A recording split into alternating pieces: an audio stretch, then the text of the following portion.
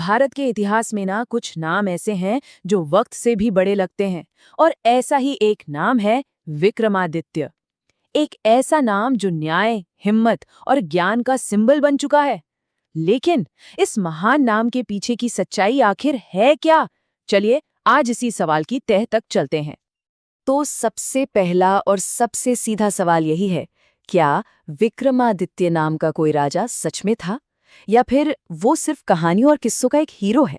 यही वो पहेली है जिसे आज हम मिलकर सुलझाने की कोशिश करेंगे। अच्छा, तो कहानियों के हिसाब से विक्रमादित्य कौन थे? वो उज्जैन के एक आइडियल राजा थे। मतलब एकदम परफेक्ट। एक ऐसा राजा जो इंसाफ करता था, जो ज्ञानी लोगों की कद्र करता था, एक जबरदस्त योद्धा था और अपनी प्रजा के लिए कुछ भी कर सकता था। सच कहें तो एक ऐसे राजा की इमेज जिसका सपना हर कोई देखता है। तो चलिए अब कहानियों की धुंधलकी से बाहर निकलकर पहले उस ठोस सबूत की तरफ बढ़ते हैं जो विक्रमादित्य को इतिहास के पन्नों से जोड़ता है। और मजे की बात यह है कि ये सबूत खुद वक्त से यानी टाइम से जुड़ा है।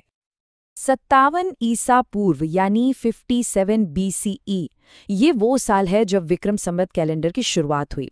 और ये सिर्फ एक तारीख नहीं है, बल्कि इतिहास की एक बहुत बड़ी कड़ी है जो हमें सीधा विक्रमादित्य के दौर में ले जाती है। माना जाता है कि इस कैलेंडर की शुरुआत उस जबरदस्त जीत की याद में हुई थी जो विक्रमादित्य ने शक हमलावरों पर हासिल की थी। ये सिर्फ एक लड़ाई की जीत नहीं थी, बल्कि विदेशी ताकतों से देश को आज़ाद कराने की एक कहानी थी। और सबसे कमाल की बात जानते हैं क्या है? कि लगभग 2500 साल बाद भी ये कैलेंडर आज भी उत्तर भारत और नेपाल में इस्तेमाल होता है। सोचिए, इतनी लंबी चलने वाली विरासत, ये अपने आप में एक मजबूत इशारा है कि इसके पीछे कोई ना कोई ऐतिहासिक सच्चाई जरूर रही होगी। लेकिन विक्रमादित्य का नाम सिर्फ लड़ाइयों या कैलेंडर से ही नहीं जुड़ा था। उनका दरबार, वो तो ज्ञान और संस्कृति का एक ऐसा सेंटर था जिसकी चमक आज तक महसूस की जाती है।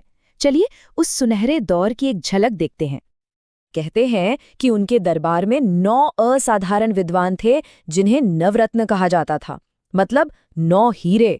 और ये कोई मामूली लोग नहीं थे।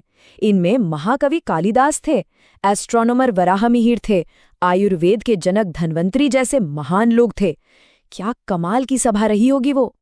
और इसी वजह से उनके राज को भारत का एक गोल्डन एज माना जाता है। एक ऐसा समय जब आर्ट, साइंस और लिटरेचर को सबसे ज्यादा सम्मान मिला और वो अपनी बुलंदियों पर पहुंचे। उनकी महानता का लेवल क्या था, इसका अंदाजा सिंहासन बत्तीसी की कहानियों से लगता है। कहानी है कि जब राजा भोज को उनका सिंहासन मिला तो सिंहासन से जुड़ी हर एक पुतली ने उनसे सिर्फ एक ही सवाल पूछा, क्या तुम विक्रमादित्य जितने न्यायप्रिय और महान हो? ये सवाल ही अपने आप में उनकी पूरी विरासत है। और हाँ, विक्रम बेताल की कहानियों को कौन भूल सकता है। वो सिर्फ एंटरटेनमेंट थोड़ी थी। हर कहानी न्याय, बुद्धि और इंसानियत पर एक गहरी सीख थी। वो हमें बताती हैं कि विक्रमादित्य को एक आइडियल राजा क्यों माना जाता था। लेकिन अब आते हैं उस पॉइंट पर जहां कहानी और इतिहास आमने सामने आकर टकराते हैं, और यहीं से हिस्टोरियंस के लिए असली पहेली शुरू होती है। तो देखिए, इतिहासकारों के सामने एक असली चुनौती है, और यहाँ पे ना 3 मेन थ्योरीज हैं। पहली थ्योरी कहती है कि विक्रमादित्य कोई और नहीं बल्कि महान गुप्त सम्राट चंद्रगुप्त द्वितीय थे। ऐसा इसलिए क्योंकि उन्होंने भी शकों को हराया था और उनके समय को भी एक स्वर्ण युग माना जाता है। दूसरी थ्योरी ये है कि विक्रमादित्य किसी एक राजा का नाम था ही नहीं, बल्कि एक टाइटल था, एक उपाधि, एक ऐसा सम्मान जो कई बहादुर राजा अपनी जीत के बाद अपनाते थे। और तीसरी थ्योरी लोक कथाओं पर भरोसा करती है और मानती है कि विक्रमादित्य एक असली और अलग राजा थे जिनके सबूत शायद वक्त की धूल में कहीं गुम हो गए। तो प्रॉब्लम यही है ना? एक तरफ हमारे पास इतिहास है जिसके पास ठोस सबूत जैसे पत्थर पर लिखे लेख बहुत कम है, और दूसरी तरफ लोक कथाओं और कहानियों का एक पूरा समंदर है। मतलब हिस्ट्री ज्यादा कुछ नहीं कहती, पर परंपराएं बहुत कुछ कहती हैं। तो फिर सच क्या है? शायद इस सवाल का जवाब किसी एक इंसान में नहीं, बल्कि एक आइडिया, एक विचार में छिपा है।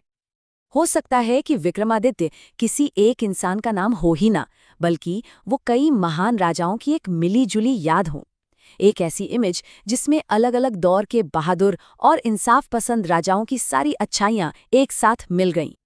क्योंकि आखिर में ये उतना मैटर नहीं करता कि वो एक थे या अनेक। विक्रमादित्य का नाम एक आदर्श राज, एक न्याय करने वाली शक्ति, ज्ञान को बढ़ावा देने और भारत की कल्चरल पहचान का सबसे बड़ा सिंबल बन चुका है। इसलिए अगर हम इस पहेली को वाकई समझना चाहते हैं तो हमें ये मानना होगा कि विक्रमादित्य सिर्फ एक राजा नहीं है, बल्कि वो एक विचार है, एक आइडिया, एक आदर्श का जो सदियों से हमें ये बताता आया है कि एक राजा को, एक लीडर को असल में कैसा होना चाहिए। इतिहास भले ही पत्थरों पर लिखा जाता हो, लेकिन कुछ नाम लोगों के दिलों में हमेशा के लिए बस जाते हैं।